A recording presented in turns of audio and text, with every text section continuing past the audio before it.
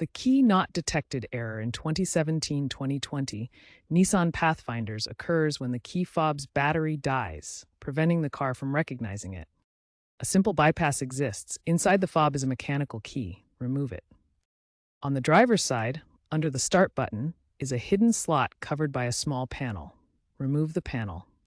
Insert the mechanical key, press the brake pedal for automatics, and turn the key to start the engine. Remove the key after starting. This is a designed emergency feature, not a permanent fix. Remember to keep the fob inside the vehicle. This method relies on a minimal charge in the fob. If the fob is fully dead, this is the only method to start the vehicle. This bypass is for emergencies only. Persistent issues indicate a faulty fob, receiver, or ECU. Battery life is typically 1 to 3 years. Replacements cost $10 to $20, with dealer programming around $50 to $100. Battery failures are more common in colder temperatures.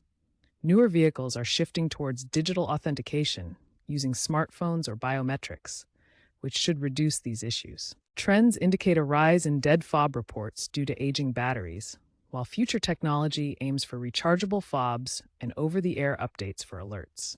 Expert Scotty Kilmer advises replacing batteries every 2 years to prevent ECU strain.